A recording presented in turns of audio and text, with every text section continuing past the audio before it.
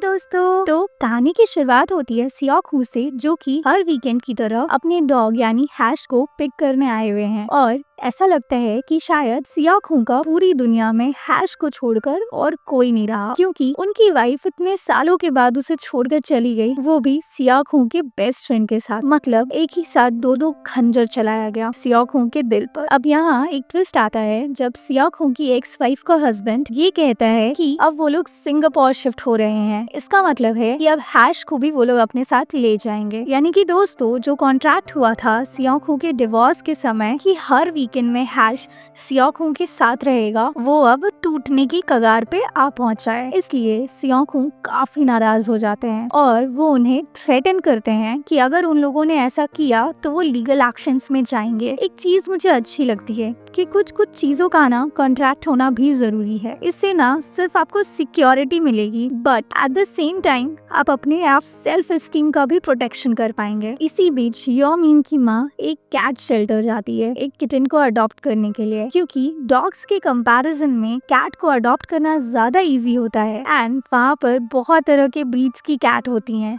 जैसे कि British short hairs, ragdolls and munchkin. But वो नोटिस करती है कि एक बिल्ली कम्प्लीटली बहरी है एंड उसे कोई भी अडॉप्ट नहीं करता, और ये उसे अपने 28 साल पहले योजू यानी योमीन की जुड़वा बहन के साथ गुजारे हुए वक्त की याद दिला देता है। एंड वो थोड़ी इमोशनल हो जाती है और उसे पता चलता है कि ये किटी स्पेशल नीड्स की वजह से बेचने के लिए नहीं है, तो वो वहाँ से चली जाती है। अब कहानी एक नए केस को दिखाती है। योमीन और सियाकू के पास यूलिम में आया है एक नया क्लाइंट जो थोड़ा अनहिंज साइकोपैथ है और जिसका नाम जुंग वू सोल है। ये आदमी टीके टेलीकॉम के खिलाफ प्रिवेसी वायलेशन का लॉ सूट करना चाहता है। जब उसने अपना डेटा नए फोन में ट्रांसफर किया तो उसने अपने क्लाउड अकाउंट से साइन आउट करना भूल गया। वहाँ का एक एम्प्लॉय उसके वीडियोस देख लेता है और रिपोर्ट कर देता है। इस वीडियो में जुंग वू सोल एक डॉग जिसका नाम डुबू है उसको अब्यूज करता है। दोस्तों, मैंने आपको पहले ही बता दिया था कि अब्यूज कोई छोटा वर्ड नहीं है। इसमें मेनली फिजिकल, इमोशनल या साइकोलॉजिकल हार्म इंक्लूड होता है और ये बिगर एस्पेक्ट का अर्थ आ सकता है। मतलब अगर सीधे सीधे कहें तो ये एक बहुत बड़ा वर्ड है। एंड यहाँ क्लियरली तो नहीं दिखाया गया कि वू सोल किस तरह का अब्यूज कर रहा था, बट जो भी था one kind of condemnable act था। वू सोल पूरे मामले को बिल्कुल नॉर्मल समझता है और कहता है कि ये इसकी प्राइवेट लाइफ है एंड उसे लगता है कि वो एक जानवर के साथ कुछ भी कर सकता है। लेकिन इंटरेस्टिंग बात ये थी कि सियाकू तो पहले से ही एनिमल लवर है और वो कभी भी एनिमल अब्यूज वाली केस को डिफेंड नहीं करेंगे। इसलिए वो वू सोल को डायरेक्ट मना कर देते हैं और वो लोग वहाँ से चले जाते हैं। बट वू सोल था तो एक साइकोपैथ एंड वो ये केस जीतने के लिए कोई भी हद तक जा सकता था। अब सियाकू यहाँ जिन वू के साथ डिस्कस करते हैं कि वो वू सोल को डिफेंड तो छोड़ो, उल्टा उनके अगेंस्ट केस फाइल करेंगे। बट जिन वू उन्हें समझाते हैं कि ये एक तरह से कॉन्फ्लिक्ट ऑफ इंटरेस्ट होगा, क्योंकि आपको इन्फॉर्मेशन खुद ऑफेंडर ने दी है एंड इन्फॉर्मेशन लेने के बाद आप अपने इंटरेस्ट को प्रायोरिटी रखकर केस नहीं लड़ सकते। मतलब ये सब लॉ की बातें हैं, but animal cruelty and abuse के केस में सियाकू को किसी चीज से कोई मतलब नहीं है। अब यहाँ एक जबरदस्त सीन होता है। एक दिन योमीन लिफ्ट से यूलिम जा रही थी और वो लिफ्ट में अकेली थी कि तभी वहाँ वू सोल आ जाता है और लिफ्ट बंद कर देता है। एंड दोस्तों, वू सोल से योमीन इतना ज्यादा डर जाती है मानो अगर उसे काट भी दिया ना तो खून ना निकले, इतनी ज्यादा वो डर के सूख जाती है। बट थैंकफुली लिफ्ट के बाहर ही सियाकू खड़े थे एंड वो तुरंत योमीन का डरा हुआ चेहरा देखकर वू सोल को पीटने लगते हैं। एंड सियाकू को देखने के बाद ही योमीन सांस ले पाती है। ऐसा लग रहा था कि उसकी सांस ही अटक गई हो। फिर सियाकू वू सोल को ब्लैक लिस्ट करवा देते हैं यूलिम फॉर्म में। बट इतना मार खाने और जलील होने के बाद भी वो साइको हंसते रहता है। अब कुछ दिनों के बाद योमीन की मॉम वापस से उस कैट शेल्टर में जाती है और डिसाइड करती है कि वो उसी बहरी बिल्ली को अडॉप्ट करेगी। ये क्लियरली दिखाता है कि वो योजू के साथ जो भी हुआ उन सब का गिल्ट है उनके मन में और वो उस गलती को सुधारना चाहती हैं। बट दोस्तों,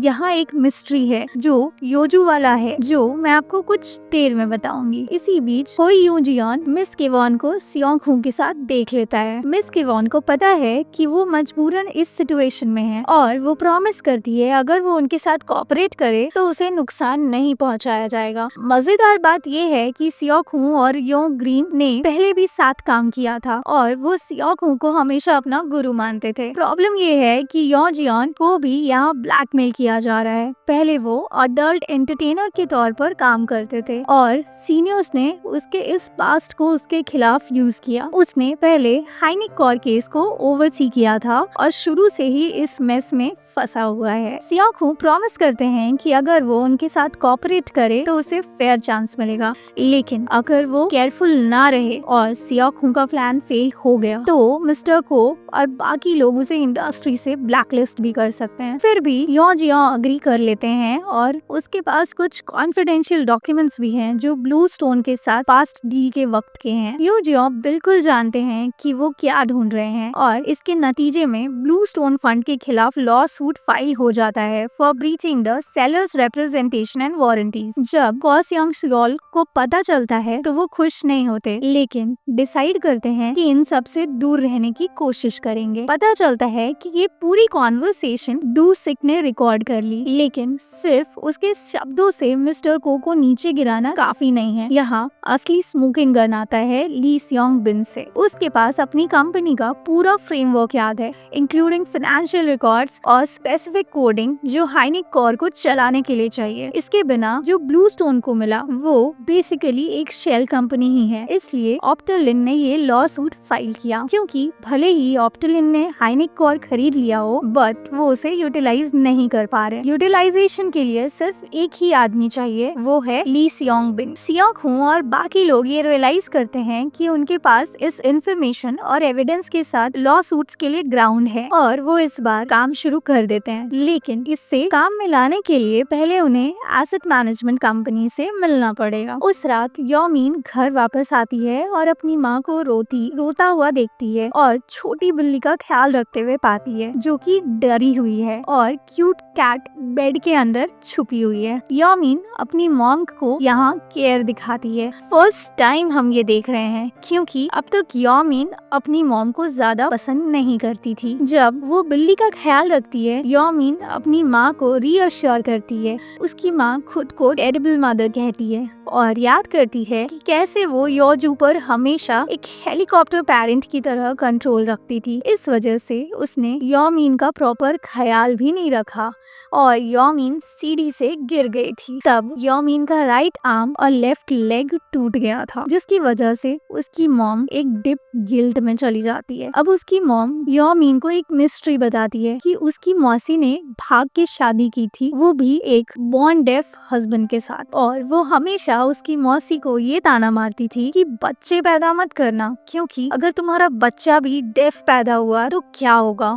ये सब बातें वो हीट ऑफ द मोमेंट में कह दी थी, बट हुआ इससे भी बुरा। उसकी मौसी कभी माँ ही नहीं बन पाई, वो इनफर्टाइल ही रह गई। बट कुछ सालों बाद आयरनी ये है कि योजू खुद डेफ ही पैदा हुई और उसकी माँ सोचती है कि जो ताने उसने अपनी बहन को दिए वही कर्स उसे आज लग गया, इसलिए वो अपनी इनफर्टाइल बहन को ही अपनी बेटी दे देती है योजू को। यानी कि दोस्तों, जैसा हम लोगों ने स्टार्टिंग से लग रहा था कि योमीन की मॉम ने सोसाइटी के लोग लाज से अपनी विकलांग बच्ची को दे दिया है, बट नहीं, वो खुद को रिडेम्पशन दे रही थी, वो भी अपने बच्चे की कुर्बानी देकर। एक चीज याद रखिए दोस्तों, एक माँ के लिए उसका बच्चा जैसा भी हो वो उसके लिए पूरी दुनिया होता है, चाहे जैसा भी हो। भले उस बच्चे को पूरी दुनिया एक्सेप्ट ना करे, कोई उसके अस्तित्व को पहचाने भी ना, बट एक माँ हमेशा अपने बच्चे को लास्ट ब्रेथ तक फुल केयर और लव करती है। वो कभी नहीं झुंझलाती, कभी नहीं इम्पेशेंट होती, चाहे उस बच्चे की सारी करीबी लोग एक टाइम के बाद पेशेंस खो दें, बट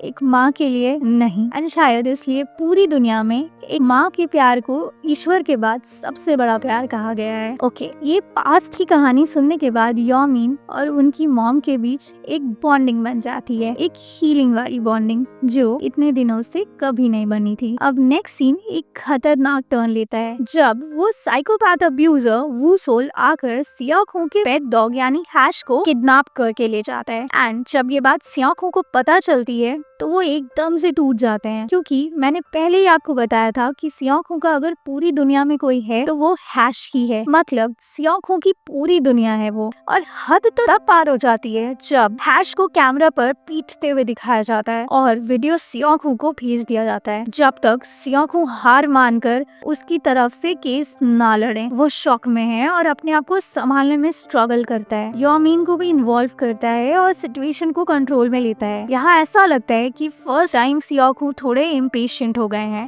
बट उन्हें यामीन संभाल लेती है। फिर जब वो वू सोल से मिलने जाते हैं, यामीन वू सोल को समझाती है। यामीन का फोकस एक ही था कि किसी भी तरह से वो हैश को सुरक्षित वापस ले आए, बट वू सोल को इन लोगों पर ट्रस्ट करने में प्रॉब्लम हो रही थी। लेकिन यामीन उसे कन्विंस करने में कामयाब हो जाती है, वादा करते हुए कि वो वू सोल की तरफ से केस लड़ेंगे और उसे जेल से बचाएंगे। हालांकि वो हैश वापस कर देता है, लेकिन एक धमकी के साथ कि ये कहानी यहाँ खत्म नहीं हुई है। अब हैश को लेकर तुरंत सियाखों उसे वेट में ले जाते हैं, जहाँ हैश के रिब्स में हेयर लाइन फ्रैक्चर हो गया था, लेकिन वो ठीक हो जाएगा। दुर्भाग्यवश वो डॉगी का जो हुआ उसके बाद साइकोलॉजिकल डिस्ट्रेस भी हुआ उसे, एंड इतनी डिस्ट्रेस मैंने पहली बार देखा सियाखों को। और वो काफी गुस्सा है और डिसाइड करते हैं कि वो उस साइकोपैथ आदमी को नहीं छोड़ेंगे और वो उसे अकेले ट्रैप करने लगते हैं। एंड वो उसे ट्रैप करके एक गली में पहुंचाते हैं और उसी गली में वो फिर से एक एनिमल के साथ अब्यूज कर रहा था। वो उसे कैट फूड खिला रहा था, बट सही टाइम में सियाखों वहाँ आ जाते हैं एंड वू सोल को खूब पीटते हैं और उसे ही कैट फूड खिलाने लगते हैं, जबकि वो और जानवरों को हर्ट करने ही वाला था उस टाइम। लेकिन कॉप्स वहाँ स्टेक आउट कर रहे होते हैं और ये सब गली में देख लेते हैं। वो वू सोल को अरेस्ट कर लेते हैं और सियाखों को जानने के लिए एनकरेज करते हैं, गली के कैमरा ब्लाइंड स्पॉट्स का यूज करके, ताकि सियाखों पकड़ा ना जाए। एंड सियाखों ये सब कुछ मास्क पहनकर ही किए थे। मतलब अगर इतने पैनिक टाइम में भी सियाखों को का प्रेजेंस ऑफ माइंड कितना तेज चलता है, ओ माय गॉड। वो वू सोल के बारे में ये भी पता चलता है कि उसने इससे पहले एक बूढ़े इंसान को, जिसकी कोई फैमिली नहीं थी, उसे